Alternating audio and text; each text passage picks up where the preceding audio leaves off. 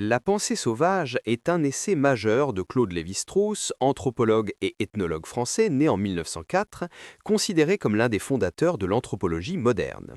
Son œuvre a profondément marqué les sciences sociales. Publié en 1962, ce livre occupe une place centrale dans sa carrière. Lévi-Strauss a profondément transformé l'anthropologie, la discipline qui étudie l'être humain à travers ses cultures, ses institutions, ses symboles et ses modes de pensée. En tant qu'ethnologue, il a aussi mené de nombreuses enquêtes de terrain, notamment en Amazonie, pour observer directement des sociétés dites primitives. Son approche réunit ainsi une réflexion théorique ambitieuse et une connaissance concrète des cultures qu'il a étudiées. Formé à la philosophie, il a emprunté à la linguistique structurale ses principaux outils conceptuels. Cette méthode lui a permis de repenser l'étude des mythes, des classifications et des structures sociales, en montrant qu'elles fonctionnent comme des langages organisés par des oppositions et des relations.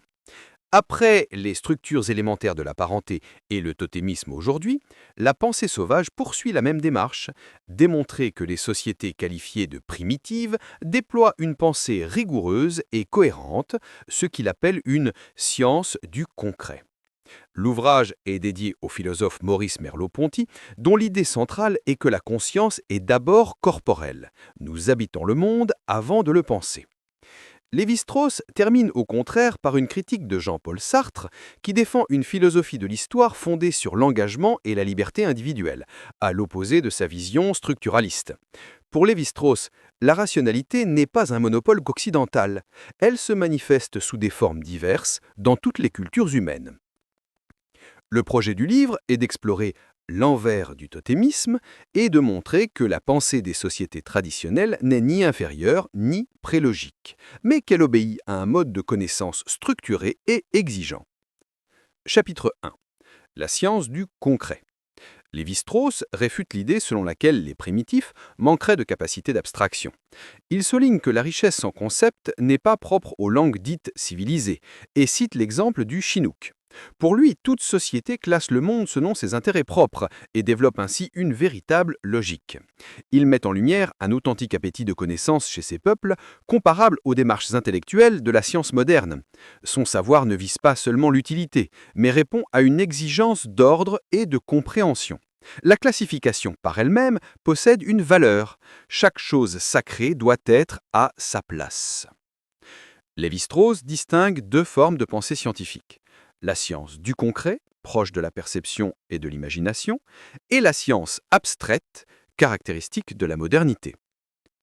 Chapitre 2. Le bricolage intellectuel. Pour expliquer la pensée sauvage, Lévi-Strauss utilise l'image du bricolage.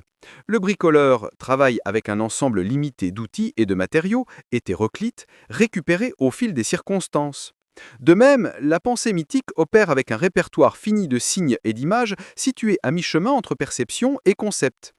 La différence fondamentale entre le savant moderne et le bricoleur réside dans les outils utilisés. L'ingénieur travaille avec des concepts conçus pour une tâche précise, le bricoleur, lui, utilise des signes chargés d'une part d'humanité héritée d'événements passés. La pensée mythique construit donc des structures en agençant les résidus d'événements qui composent l'histoire d'un individu ou d'un groupe. Chapitre 3. Les classifications totémiques. Lévi-Strauss explore ensuite la logique des systèmes totémiques. Pour lui, les espèces utilisées dans ces classifications ne sont pas des entités biologiques, mais des outils conceptuels qui permettent d'organiser le réel. Les classifications sont guidées par une exigence de différence. Ce sont les écarts différentiels qui créent de l'ordre. L'espèce animale, par sa diversité, est le modèle de la discontinuité du réel. L'auteur met en lumière aussi un authentique appétit de connaissance chez ces peuples, comparable aux démarches intellectuelles de la science moderne. Son savoir ne vise pas seulement l'utilité, mais répond à une exigence d'ordre et de compréhension. La classification par elle-même possède une valeur. Chaque chose sacrée doit être à sa place. Lévi-Strauss distingue deux formes de pensée scientifique. La science du concret, proche de la perception et de l'imagination, et la science abstraite, caractéristique de la modernité. Chapitre 4. Histoire et dialectique.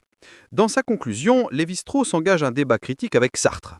Il rejette l'idée que l'histoire serait le domaine privilégié de la liberté humaine. Pour lui, l'histoire est un ensemble de domaines discontinus, chacun avec son rythme et ses lois. La raison dialectique n'est pas opposée à la raison analytique, c'est la raison analytique en mouvement. L'objectif ultime de l'anthropologie, écrit-il, est de dissoudre la notion de sujet et de réintégrer la culture dans la nature, puis la vie dans l'ensemble de ses conditions physico-chimiques. La pensée sauvage et la science moderne ne sont pas des étapes successives, mais deux voies parallèles de connaissances qui, selon lui, étaient destinées à se rejoindre.